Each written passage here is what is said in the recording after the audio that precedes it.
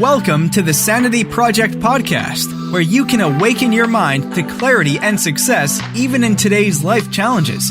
We're here to provide insights and solutions that will help you live a sane, healthy, and prosperous life. Here's your host, Joanne Victoria. Hello, everyone. This is Joanne Victoria with another amazing episode of the Sanity Project podcast. You are here to discover a life of clarity, confidence, sanity, and entrepreneurial success. Our guest today is Petia Kolibova. Petia is a women's transformation coach who helps women who have been pushed down and playing it small due to toxic relationships or unhealed childhood trauma to create a life that is true to them and their soul purpose. Isn't that a very true statement? Her mission is to help women who are on the path to healing from past wounds to move through their limiting beliefs so they can finally do what they want to do. No limits. Petia Kolibova, welcome to the show. Thank you so much for having me, Jen. I'm really excited about today's talk. I am as well, because you're touching on a topic that I see over and over and over again as the cause for women giving up, leaving, going to bed and pulling the blankets over their head and just throwing everything away, all the things that they have learned. And they have to learn flow, and they have to learn planning, and they have to learn not to be afraid. And if they are afraid, to work through that fear. So how did you work through your fear, if you had any, to get to this place where you are a woman's transformation coach? That's such a beautiful question, and I feel like for me, I had my fears and I did things anyway, because for me, I feel like the biggest fear in life is to wonder what if, in the end of your life, when you're in your deathbed, I would rather say oops, this didn't work out, versus oh, what if I could do that? What if I could travel there? What if I could go there? What if I could achieve it? So even when I was scared, I ran away from home when I was 18, and then I moved abroad when I was 20 to London, then Spain, then the United States. Now we unexpectedly moved 3 weeks to Mexico, and now we're living with my husband in Mexico. So I do have my fears, yet my biggest fear, it's really not living into my potential and just living and moving through the motions versus fulfilling my potential. I know. We're here for a reason. We're all here to serve others. And, I know I myself, keep shifting and adapting as things show up. It's easy to quit. People don't understand that. It's easy to quit. It really is. But it's harder to keep going. And it's necessary. I think it's totally necessary. I totally concur with your perspective. What if you could have done this? What if you could have done that? You don't want the what ifs when you go. Because then you'll be disappointed. Go ahead. When you go and try these things, then right? This worked out, this didn't work out. I would not do this again, or I could improve this, or oh my gosh, I'm so happy, I did it, right? And sometimes it doesn't make sense. Sometimes it's so scary and it doesn't make sense. So many decisions in my life were scary, but like I said, then at least if it is for you or not, or if it was there for learning a lesson. Everything in life, Joanne, like you said, everything is happening for a reason.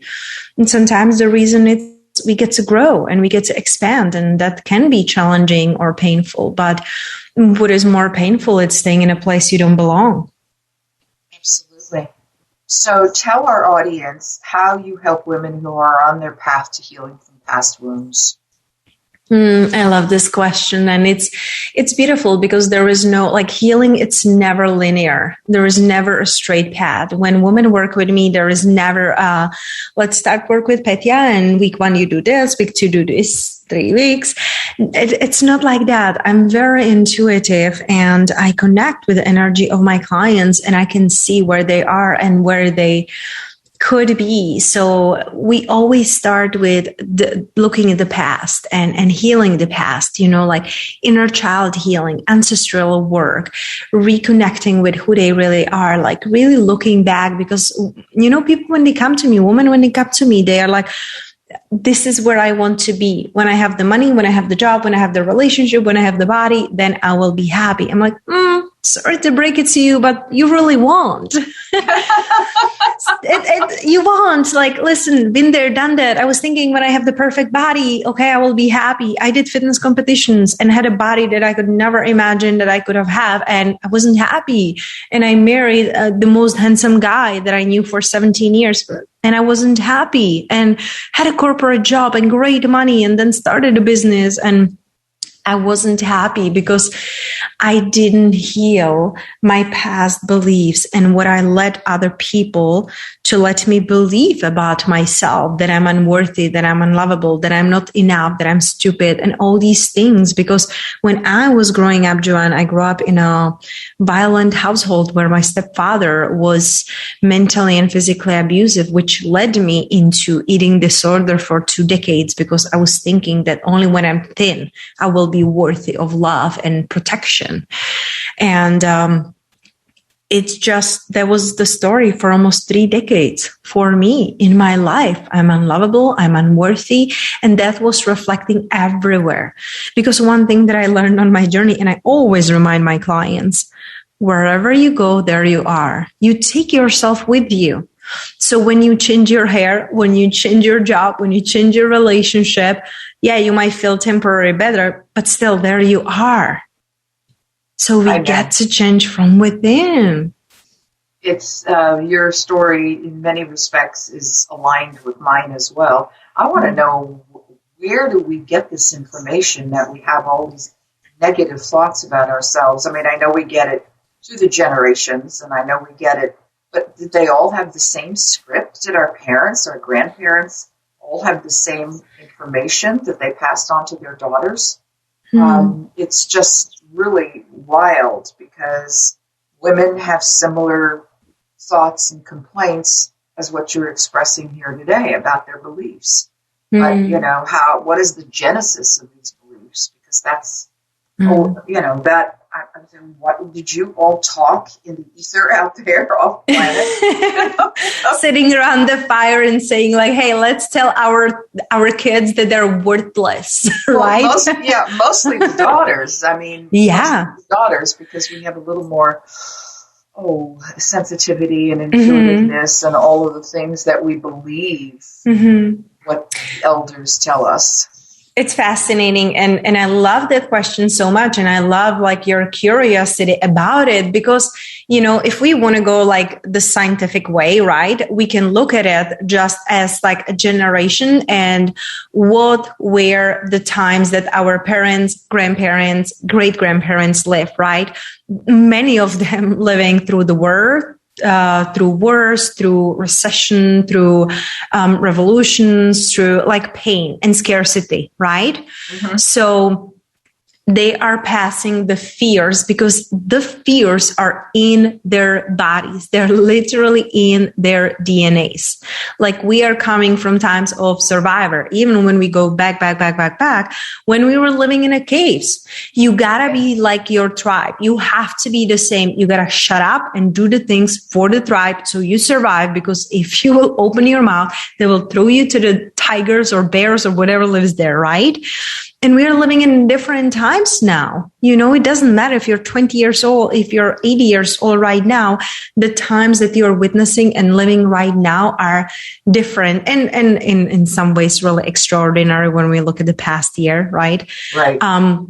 But we are not living in that like survivor that our parents and grandparents lived, but still it was passed to us in the DNA and in the times that we live. Also, like, beliefs are going to be a little bit different depending on what area you are living, right? Did you live in a city, in a rural area, like that is different and influences us too. But like you said, as women, we are more emotional, we are more intuitive, and we take it on deeper than the men. The men just shut up and go fix things, and they're here to be providers, protectors, don't feel anything, just go and fix, right? But that's the wounded masculine, because the healthy masculine is here and it's stoic. and holds the space for the feminine, so the feminine can stay in her playfulness and in her emotions and in her intuition. It's beautiful to witness when we are witnessing the feminine and masculine energies. I'm not talking men and women right now, but just the energies, when it flows and when it's balanced. So that would be like a little bit the scientific way. When we look at the woo-woo way, a little bit like the spiritual way, right? We can look at it's ancestral. It's the energy. How did our parents feel? How is the environment? How we are feeling in it, right? Because I know women who grew up in a good household, who were told they're lovable and who are, like worthy and deserving and all these things. And they had a great childhood. Yet they're still traumatized because of the stories they have created. I feel that our minds are created, our brains are created for survivor, right? Like our brain, it's here to look for what is wrong, to make us like safe, right? And to protect.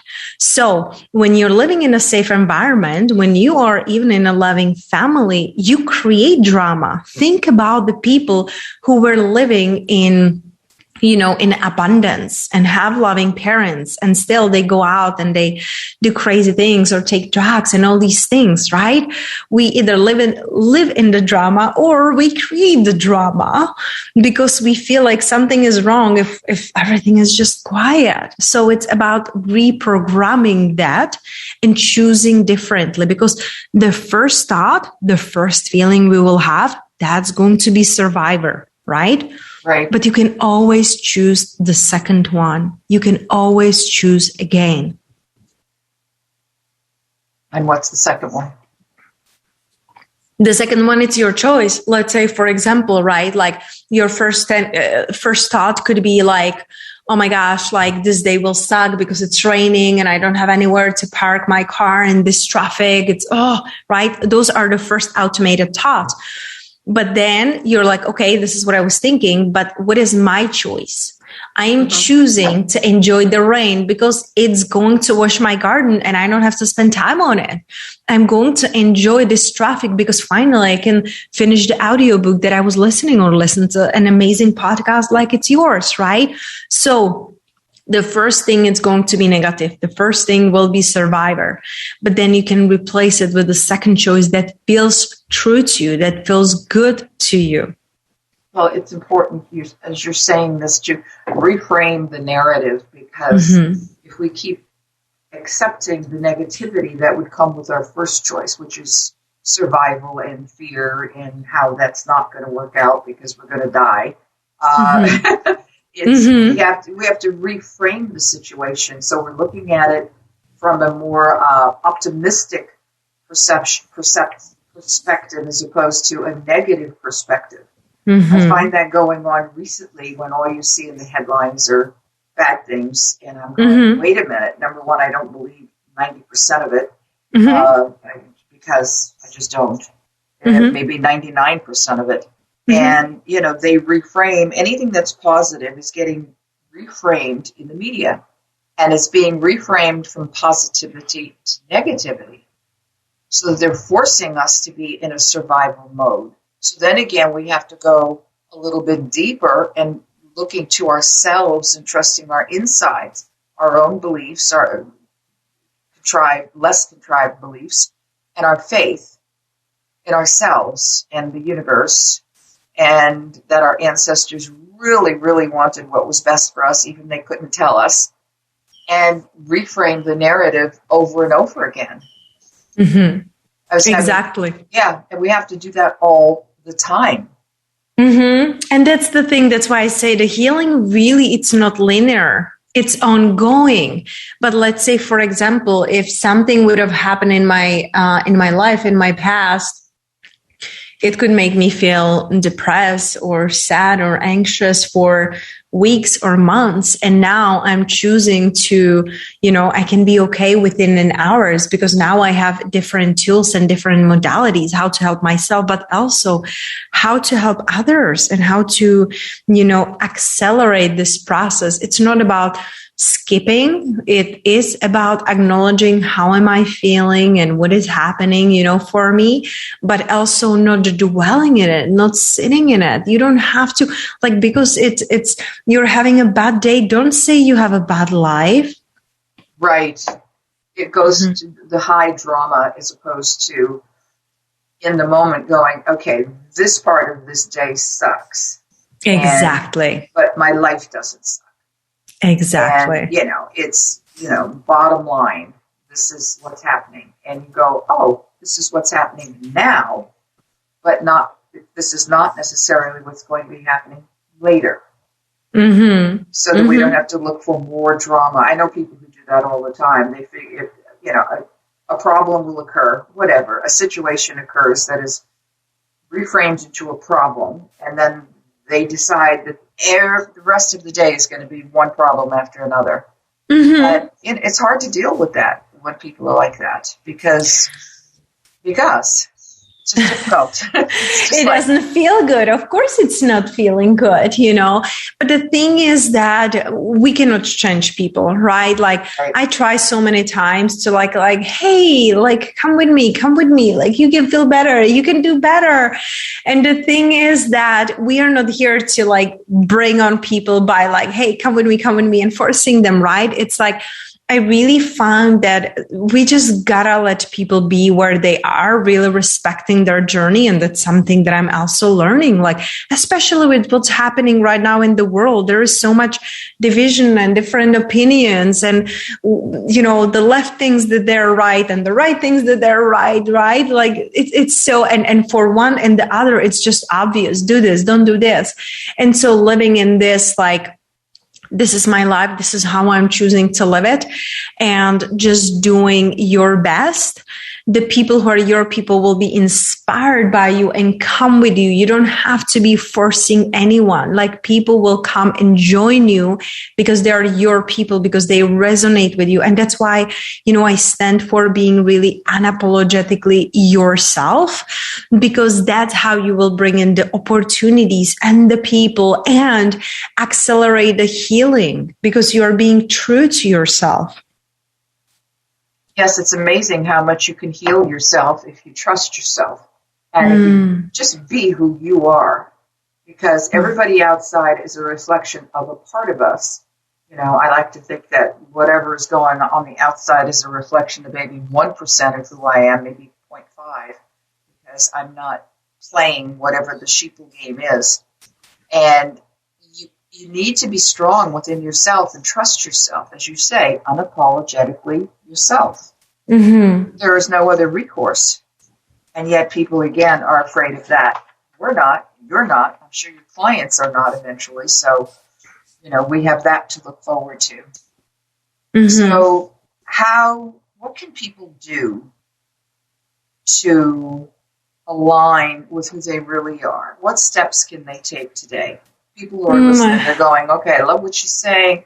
Petia Kolibova is just saying the things that resonate with me. What can I do right now? I'm listening to this. What can I do right now? I love this question so much. For me, it's really about giving the tools and how, right? So there are a couple of things that really helped me immensely on my journey.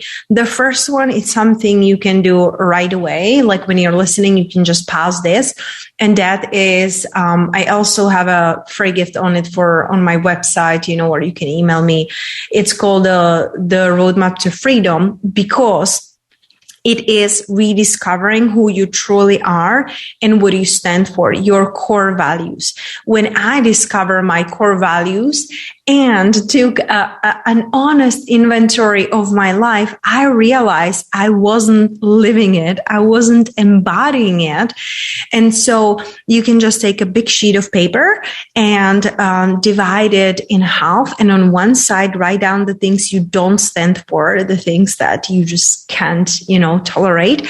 And on the other side, the things you do stand for. So let's say, for example, I don't stand for hate.